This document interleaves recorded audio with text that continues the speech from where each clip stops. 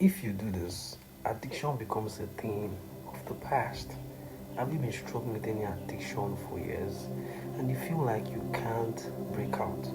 My bro, my sis, that's a big lie to yourself.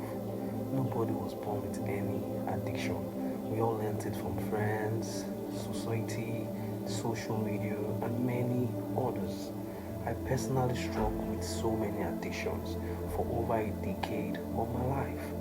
Lost, smoking, drugs. I tried so hard with willpower, but somehow I just couldn't break out till I practically initiated the steps. The first step is accountability. You need an accountability partner, someone you love, trust, and can rely on without feeling guilty. I was able to stop coding during my past relationship, and not until I gave my life to Christ and made Jesus my accountability partner, I was always falling back.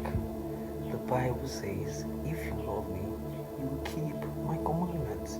So before you indulge, always ask yourself, why?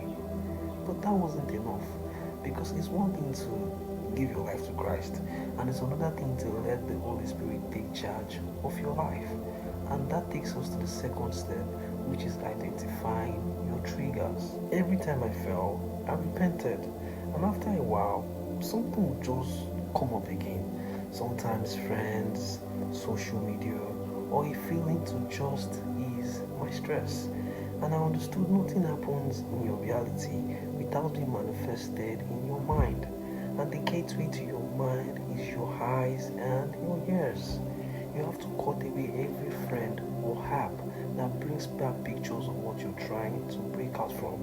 For me, I had to take out my Snapchat, my Twitter, and I had to stop scrolling endlessly on my FYP. It might be hard, but remember, growth is personal. The third step was replacing the addiction with a new addiction. Yes, you can't break an addiction without rebuilding your mind and habits. You have to discover something about yourself that you love.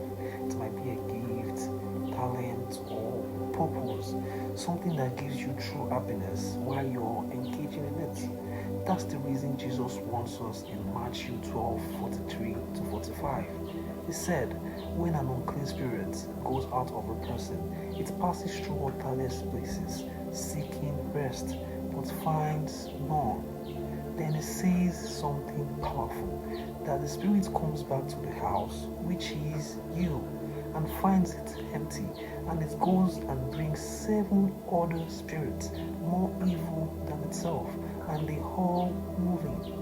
He also added that the final condition of that person is worse than the first. Here's what that means for your addiction recovery. You can't just remove the bad habits. You have to fill the space with something stronger. Otherwise, the enemy will come back with more urges, more shame, and more relapse. For me, it was purpose and creating content. Anytime I fell, it became hard for me to get ideas and stay focused. So I had to choose between the addiction or my calling. And that takes us to the last step, which is the most efficient of it all. To be honest, this was the game changer for me. Whenever the urges or thoughts came into my mind, I would quickly replace it with Philippians 4 verse 8. Yes, that verse. Whatsoever things are true, pure, just, honest, lovely, if there be any virtue, if there be any praise, think on those things. You need to understand that the flesh wars against the spirit.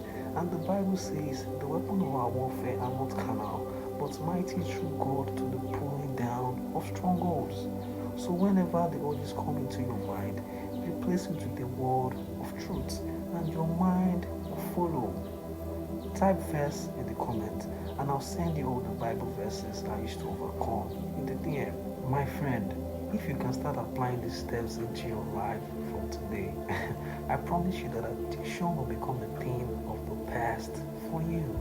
You are stronger than you think. Subscribe for more reflection on healing, purpose, and spiritual growth. Shalom.